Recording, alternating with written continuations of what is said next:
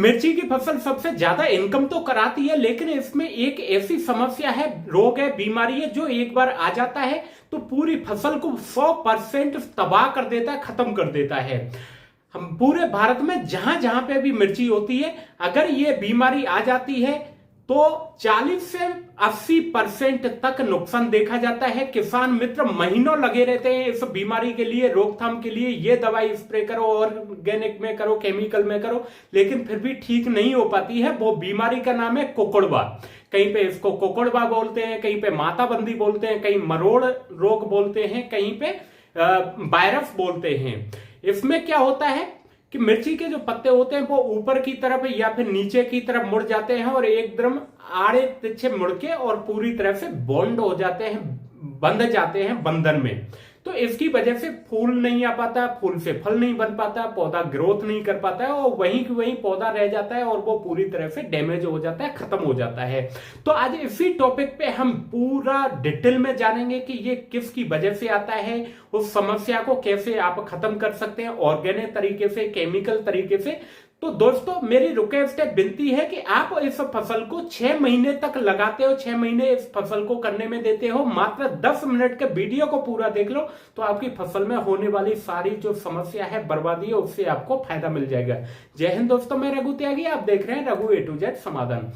दोस्तों, सबसे पहले जानते हैं कि मिर्ची में कोकड़वा रोग, माताबंदी, मरोड़ रोग किस वजह से आता है। इसके लिए मेन जिम्मेदार जो है वो है 3 कीट। वो है रस चूसक। ये रस चूसते हैं। पहला कीट है थ्रिप्स। थ्रिप्स 2 तरह की होती है, एक भूरे कलर की होती है, एक काले कलर की होती है। ये पत्तों से रस चूसती है। और सबसे मेन चीज है कि ये जो जितने भी मुलायम पत्ते होते हैं या फिर मुलायम फूल होता है, कोमल पत्ते होते हैं, नए पत्ते जो निकलते हैं, उनसे ही ये रस चूस पाती है। और जैसे ही पत्ते से रस चूसेगी तो पत्ता कमजोर हो जाता है और पत्ता ऊपर की तरफ मुड़ जाता है, फोल्ड हो जाता है। दूसरे नंबर पे आती है माइट, जिसको हिंदी में मकड़ी बोलते हैं। ये येलो माइट होती है, पीली मकड़ी। एक होती है लाल मकड़ी, जिसको रेड माइट बोलते हैं। ये भी पत्तों से, नए जो कोमल पत्ते होते हैं, मुलायम पत्ते होते हैं, उनसे रस चूसती है। लेकिन जब मकड़ी रस चूसती है तो पत्ते ऊपर की बजाय नीचे की तरफ फोल्ड होते हैं। थ्रिप्स रस चूसेगी तो पत्ते ऊपर की तरफ मुड़ेंगे और मकड़ी जब रस चूसेगी तो पत्ते नीचे की तरफ मुड़ेंगे। अब इनके बाद में तीसरे नंबर पे आती है व्हाइट फ्लाई, जिसको सफेद मच्छर बोलते हैं।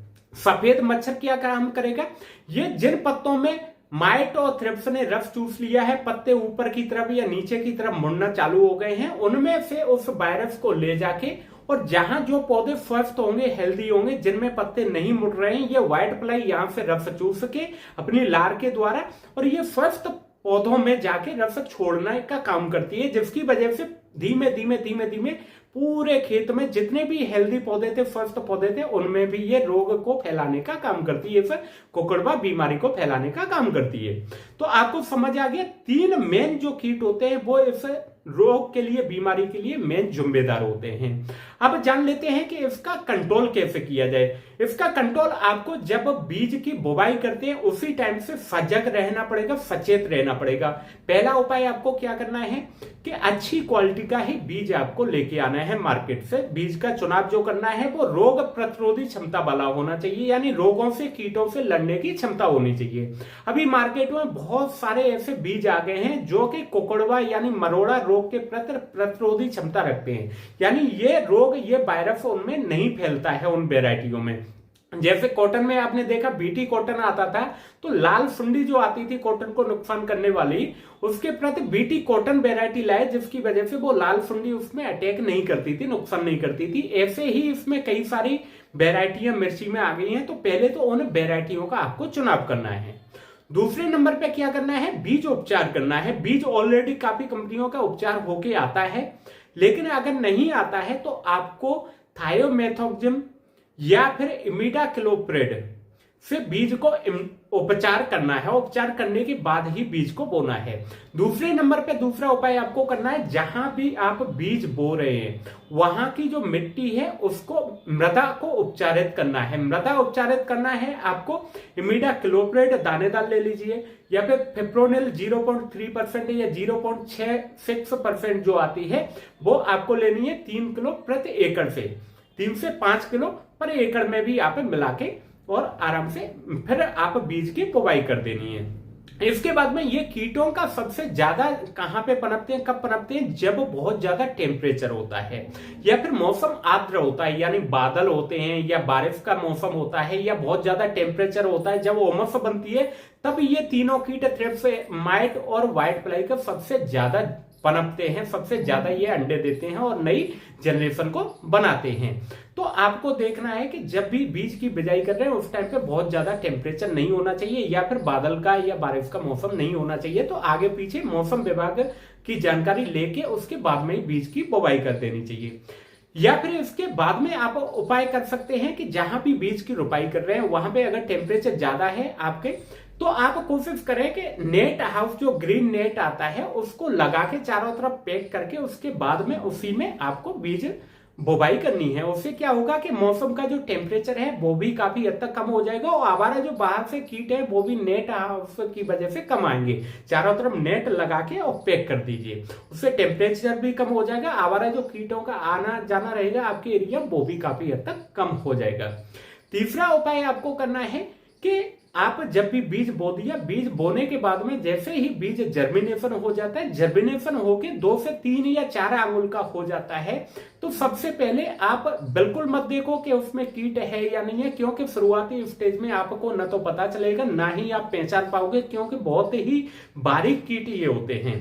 और सबसे पहले आपको क्या करना है, नीम तेल लेना है 10,000 ppm का, वो 1.5 से 2 ml प्रति लीटर पानी मिला के शाम के टाइम आपको स्प्रे कर देना है। ये क्या काम करेगा, जैसे ही थ्रिप्स, माइट या व्हाइट फ्लाई के अंडे होंगे वहां पे उनको खत्म कर देगा। उसके बाद में फिर आपकी पौध तैयार हो जाती है। पौध के बाद में जहां भी आप रोपाई करने वाले हो वहां पे उस एरिया को भी आप कीटनाशक से मृदा उपचारित कर लें। मृदा उपचार में वही आपको लेना है फिप्रोनिल 0.3% या फिप्रोनिल 0.6% या फिर दानेदार इमिडाक्लोप्रिड ले सकते हैं या फिर थायोमेथोक्सम से भी आप मृदा उपचारित कर सकते हैं। इससे क्या होगा, जमीन में अगर कोई कीट वगैरह होंगे तो उनको ये पूरी तरह से खत्म कर देगा। उसके बाद में आपको रोपाई कर देनी है। रोपाई करते टाइम पे आपको ध्यान रखना है कि पौधे की जो जड़ है बिल्कुल अंगूठा लगा के जड़ पे आराम से रोपाई करनी है गड्ढे में। वो जड़ फोल्ड नहीं पाए, मुड़ नहीं पाए, जड़ पूरी तरह से सीधी की सीधी जाए। अगर वो जड़ मुड़ जाती है, फोल्ड हो जाती है, उसकी वजह से भी पौधा चल नहीं पाता है और आपके जो पत्ते हैं वो मुड़ना शुरू हो जाते हैं, पत्ते कमजोर पड़ जाते हैं, पौधा कमजोर पड़ जाता है, फिर जो कीट है वो जल्दी अटैक कर देते हैं। तो रोपाई के टाइम आपको विशेष ध्यान रखना है। रोपाई कर दी आपने, रोपाई करने के बाद में आप 1 हफ्ते के बाद में फिर आपको नीम ऑयल और हल्दी पाउडर दोनों मिला के आपको स्प्रे करना है। कितना लेना है, 10,000 ppm का 1.5 से 2 ml प्रति लीटर पानी में नीम ऑयल लेना है और आधा ग्राम आपको लेनी है हल्दी पाउडर। हल्दी पाउडर सादा नहीं लेना है, इसको तवा ले लेना, हल्की आग पे तवे पे इसको हल्दी पाउडर को भूंज लेना है। फिर आधा ग्राम प्रति लीटर पानी के हिसाब से नीम तेल के साथ में मिला के आपको स्प्रे कर देना है। ये जितने भी उस पे अंडे होंगे थ्रिप्स, माइट या उसके व्हाइट फ्लाई के, उन अंडों को खत्म कर देगा और साथ में उनके द्वारा जो घाव बनेंगे, अगर वो रस चूस लेते हैं घाव बनेंगे तो उनको भी ये धीमे धीमे खत्म कर देगा। इसके 1 हफ्ते के बाद में आपको ज्यादा लंबा टाइम कभी गैप नहीं देना है शुरुआती स्टेज में। 1 हफ्ते के बाद में फिर केमिकल स्टेज पे आप अगर आते हो तो पहली जो स्प्रे आपको करनी है वो करनी एसिटामिप्रिड 20% WP फॉर्म में आता है, उसको आप स्प्रे कर देना है। और दूसरी उसके बाद में फिर 10 दिन के बाद में फिर दूसरा स्प्रे आपको करना है, उसमें आपको लेना है इमिडाक्लोप्रिड 30.5%। ये कॉन्टैक्ट और सिस्टेमिक दोनों तरीके से काम करता है। इमिडा कई प्रकार के आते हैं, 17.8 वाला भी आता है, 70% वाला भी आता है, लेकिन यहां पे आपको लेना है 30.5%। ये कितना लेना है, ये आपको 15 लीटर पानी में 8 से 10 ml लेना है। 15 लीटर की टंकी में 8 से 10 ml इमिडाक्लोप्रिड 30.5% वाला लेना है। ये कॉन्टैक्ट और सिस्टेमिक तरीके से उन कीटों को या उनके अंडे हों, चाहे बड़ी अवस्था में हो गए, प्रौढ़ अवस्था हो, पूरे को साफ सफाया कर देगा। तो ये आपका कोकड़वा माताबंदी नहीं बनने देगा। सबसे मेन आपको ध्यान रखना है वो ये रखना है कि अगर पूनम आती है, पूर्णमासी आती है या फिर अमावस्या आती है, उस रात को हमारे ग्रंथों में, हमारे वेदों में, हमारी संस्कृति में बोला जाता है कि सबसे ज्यादा इन कीटों का प्रकोप जो होता है, ये अंडे देते हैं अपना निषेचन क्रिया करके और अंडे निष्कासित करते हैं, वो पूनम की रात्रि या फिर अमावस्या की रात्रि को सबसे ज्यादा करते हैं। तो आपको क्या करना है, जिस दिन पूर्णमासी है या फिर जिस दिन अमावस्या है उसी दिन शाम के टाइम आपको इमिडाक्लोप्रिड का या नीम तेल के साथ में हल्दी आपको मिला के स्प्रे कर देना है। या फिर उस दिन नहीं कर पाए हैं तो उसके जस्ट अगले दिन बहुत जल्दी शाम के टाइम आपको स्प्रे कर देना है। इससे क्या होगा, अगर उसी दिन में आप स्प्रे कर देते हैं तो रात में जो अंडे देंगे वो अंडे वहां पे असर रहेगा पत्तों पे उस दवाई का, तो वो मर जाएंगे, वो पनप नहीं पाएंगे। या फिर जस्ट दूसरे दिन स्प्रे कर देते तो जो पत्तों पे अंडे दे चुके हैं उनको धीमे धीमे ये दवाई हाथों हाथ मार देगी, खत्म कर देगी। इसके बाद में कंटिन्यू आपको इसमें गैप नहीं देना है, कंटिन्यू आपको हर 10 दिन पे स्प्रे करते ही रहना है। इसमें अगर आपको देखना है कौन सा है, शुरुआती 2-3 स्प्रे तो नॉर्मल आपको करने हैं, उसके बाद में आपको इनकी पहचान करने का मैं तरीका बताऊं। आपको जो पत्ते हैं, पत्तों को मोबाइल की स्क्रीन ले लेना, उसकी स्क्रीन को बंद कर लेना, लाइट नहीं जलनी चाहिए, फिर पत्तों को ऐसे झाड़ना है मोबाइल पे, फिर आपको मोबाइल की स्क्रीन पे चलते हुए दिख जाएंगे। इसमें अगर लंबे टाइप का कीट है, मैं स्क्रीन पे फोटो आप देख पा रहे होंगे, अगर ये कीट है तो ये थ्रिप्स है। अगर थ्रिप्स आपके में आ चुकी है तो उसके लिए आपको स्पाइनोटेरम लेनी है दवाई, स्पाइनोटेरम। मैं यहाँ पे कंपनियों के ब्रांड नेम नहीं बताऊंगा, आप किसी भी कंपनी का ला सकते हैं। स्पाइनोटेरम 1 ml प्रति लीटर पानी मिला के आपको स्प्रे कर देनी है अगर आपके में थ्रिप्स है तो। फिर आपने झाड़ के देखा, अगर गोल टाइप का है बिल्कुल बारीक कीट, वो हो सकता है माइट होगी।